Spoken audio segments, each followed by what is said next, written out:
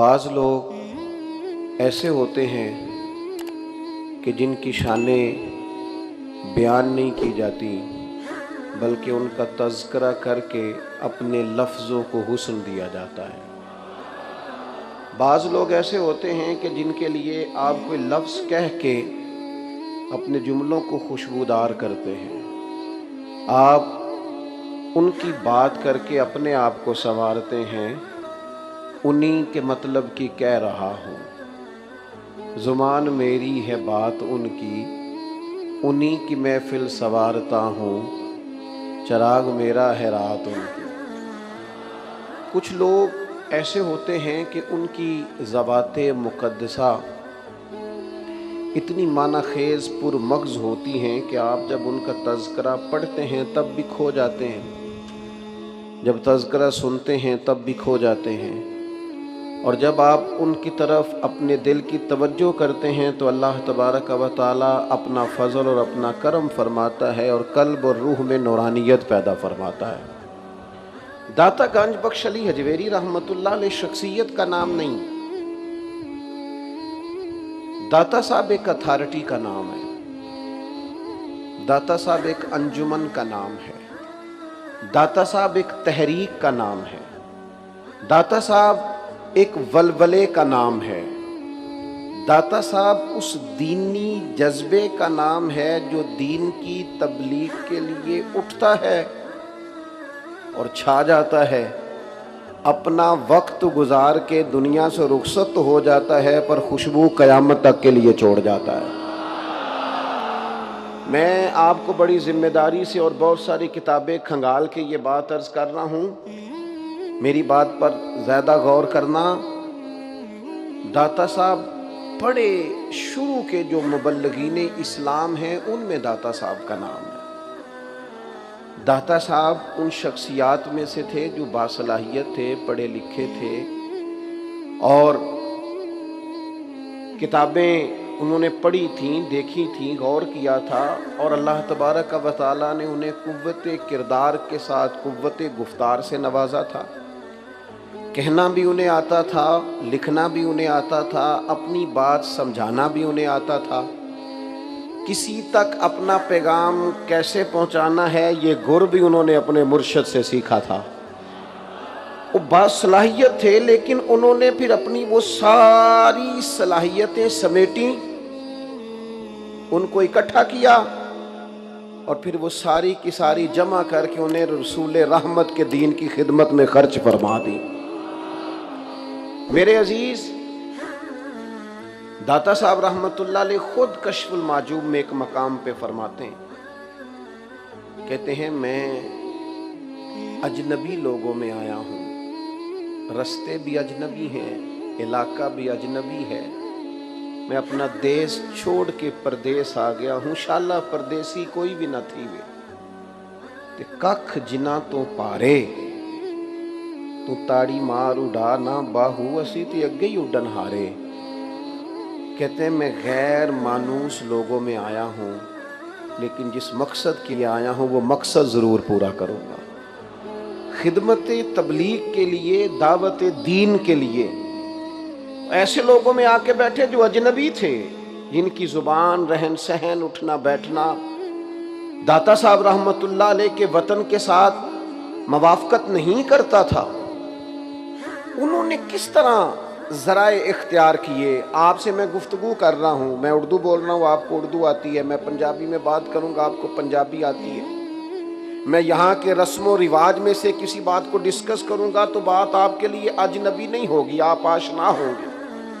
میں یہاں کا کوئی مسئلہ، مقامی مسئلہ کو چھیڑ دوں گا تو وہ بات آپ کو زیادہ اجنبی نہیں لگے گی، آپ کہیں گے بالکل ٹھیک ہے، ایسے ہو رہا ہے۔ لیکن ایک شخص دور سے آئے اور آ کے کہیں بیٹھے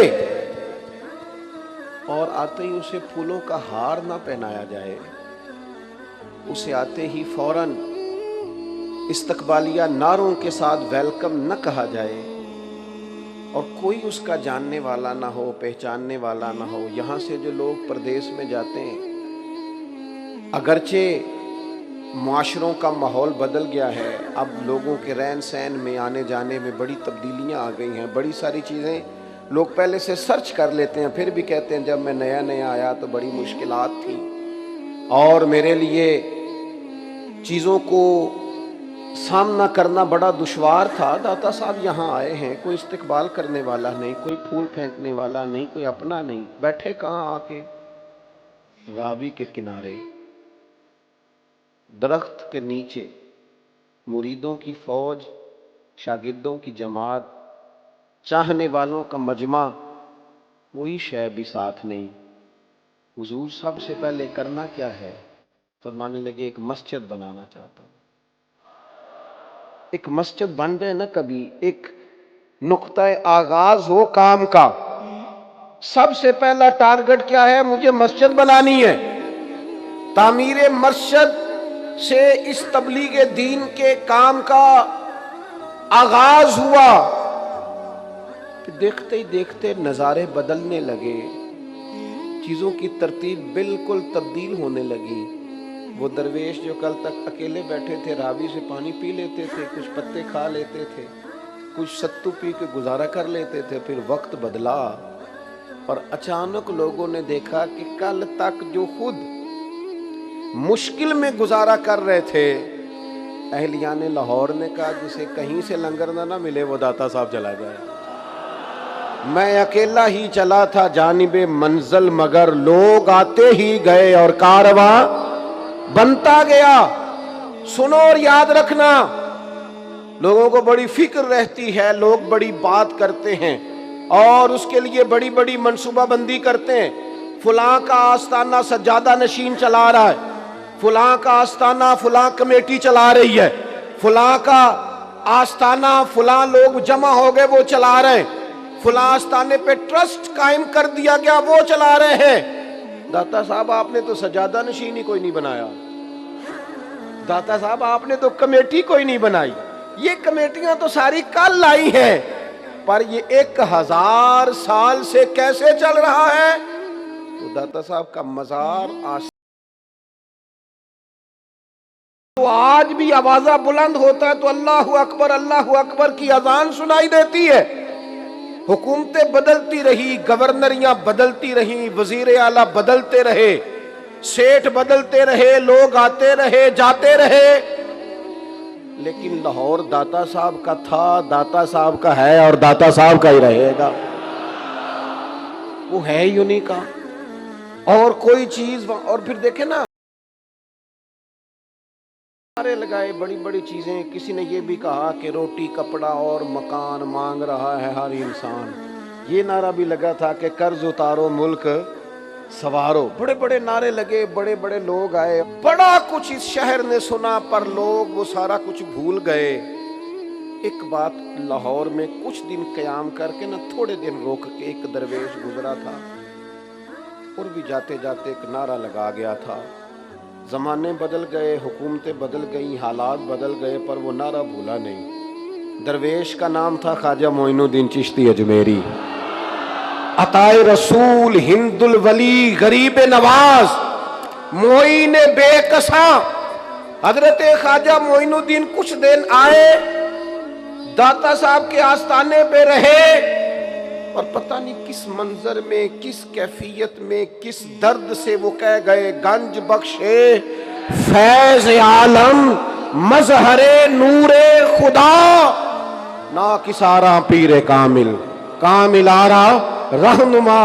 کیا جملہ نکلا تھا درویش کی زبان سے، جسے فارسی نہیں آتی اسے بھی آتا ہے، جسے ترجمہ نہیں آتا اسے بھی آتا ہے، جو ایک دفعہ گزر گیا بس اس کے کانوں میں بات گونج گئی۔ حکومتیں بدلتی رہیں پر داتا صاحب کا تعارف بدل سکا؟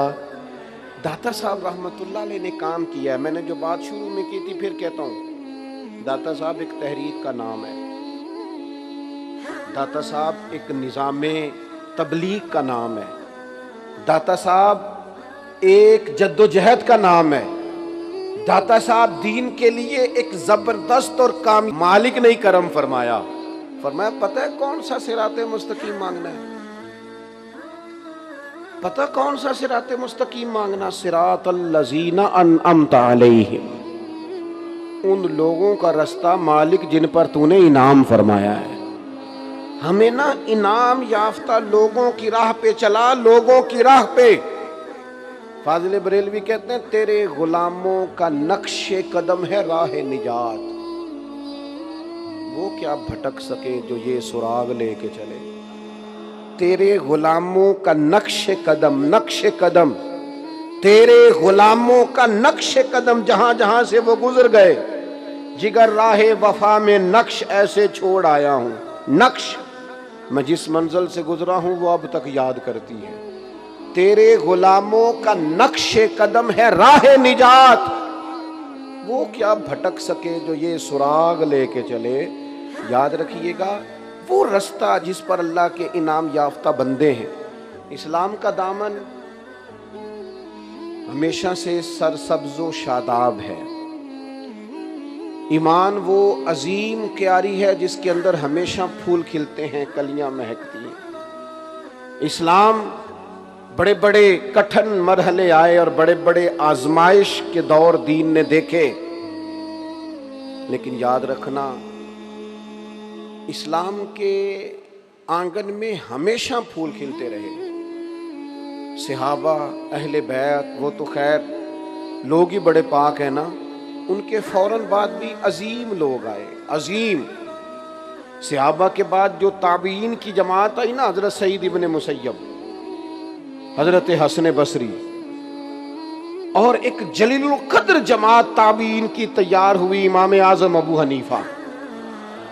اس کے بعد جو لوگ آئے تبع تابعین، ان کے اندر بھی تقوی، پرہیزگاریاں، عبادتیں، ریاضتیں، اور یہ سلسلہ تسلسل سے آگے بڑھا۔ حضرت امام جعفر صادق، حضرت سیدنا جنید بغدادی، حضرت شیخ ابو بکر شبلی، حضرت معروف کرخی، پھر تھوڑا سا وقت آگے گزرا تو داتا گانج بخش علی اجویری، پھر غوث اعظم جیلانی، اور پھر حضرت معین الملت خواجہ معین الدین چشتی اجمیری۔ اور جب محدثین کی طرف رخ کریں تو امام بخاری، امام مسلم، امام ترمذی، امام نسائی، بڑے بڑے نام۔ اور فقہا کی طرف نظر کریں تو امام شافعی، امام احمد بن حنبل، حضرت امام مالک، حضرت امام محمد، امام نخعی، بڑے بڑے نام آپ کو نظر آئیں گے۔ ہر دور میں دین اسلام کے دامن میں بڑے بڑے شاداب لوگ رہے۔ ہمارے ہاں نا کچھ عرصے سے ایک سازش چل رہی ہے، لوگ یہ باور کرانا چاہتے ہیں کہ معاذ اللہ شاید اسلام میں کچھ وقت ایسا گزرا ہے کہ یہ کھیتی شاید ویران ہو گئی تھی، اس میں تسلسل نہیں رہا تھا، شاید فلاں فلاں فلاں فلاں وقت پر کوئی بندہ ہی نہیں تھا دین پر عمل کرنے والا۔ او بھئی ایسا ہو نہیں سکتا، اس لیے کہ رسول کریم آخری ہیں اور یہ دین بھی اللہ کا آخری دین ہے۔ جس طرح اقبال کہتے ہیں جس طرح نبی پاک علیہ السلام پر نبوت ختم ہوئی، شریعت بھی مکمل ہوئی، اب اسی پر قیامت تک عمل کرنا۔ کچھ لوگ بلا وجہ کا ذہنوں میں انتشار پیدا کرتے ہیں۔ یہ جو بزرگان دین کا تسلسل ہے نا، اس کا معنی یہ ہے کہ دین کے باغ میں ہمیشہ شادابی رہی ہے، پھول کھلتے رہے ہیں، توانائی موجود رہی۔ اس لیے یہ اولیاء اللہ کا وجود، یہ صوفیاء کا وجود، یہ علماء ربانیین کا وجود، یہ تو بذات خود دلیل ہے کہ دین کا دامن ہمیشہ سرسبز و شاداب رہا۔ اس لیے کمزوریوں کی طرف نہ جائیں۔ ہمارے زمانے میں نا وہ آدمی زیادہ عروج پاتا ہے جو بڑے لوگوں کو ٹارگٹ کرتا ہے۔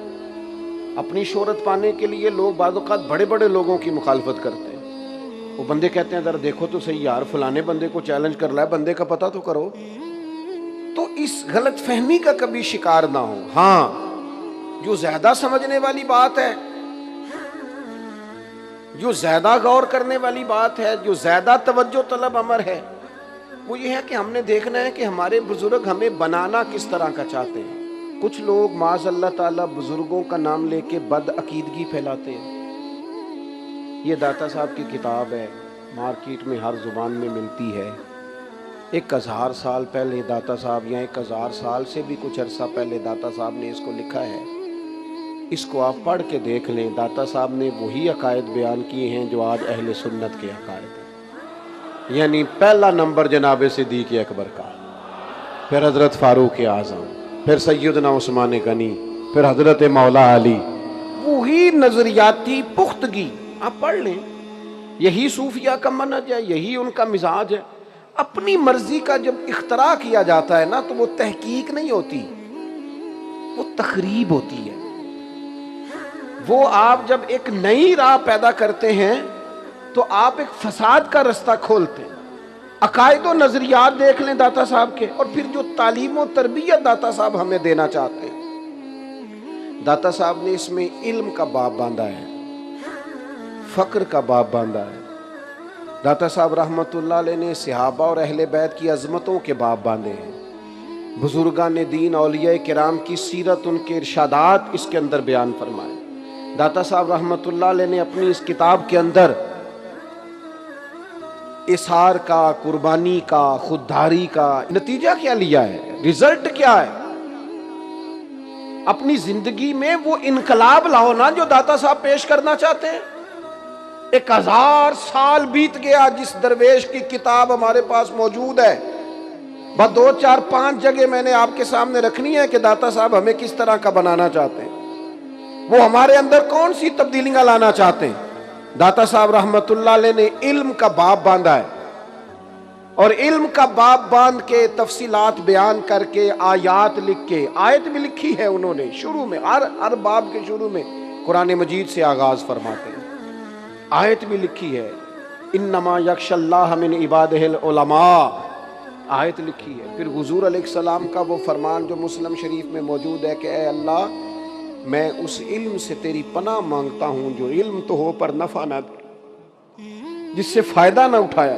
یہ بھی بیان کیا.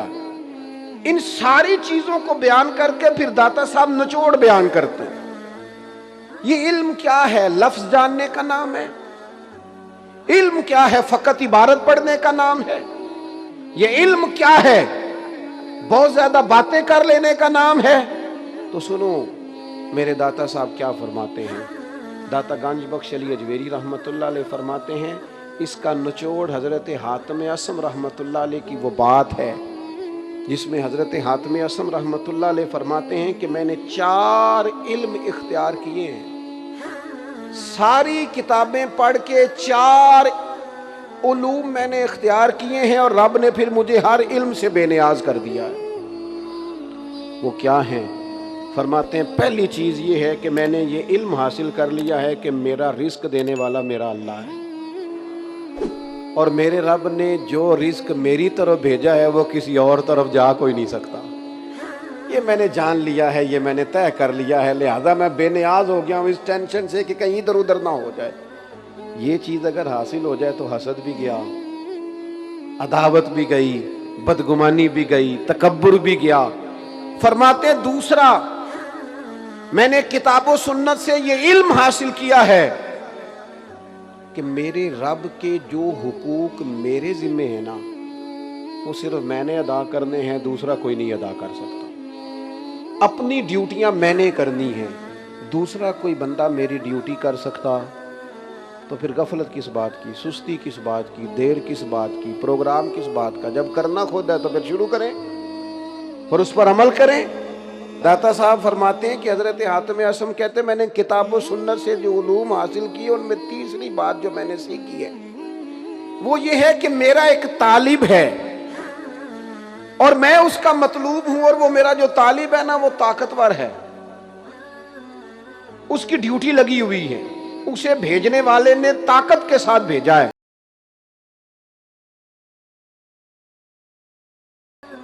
میرے رب نے اسے بھیجا ہے، وہ بڑا طاقت والا ہے، لہذا میں نے موت سے بھاگنا چھوڑ دیا.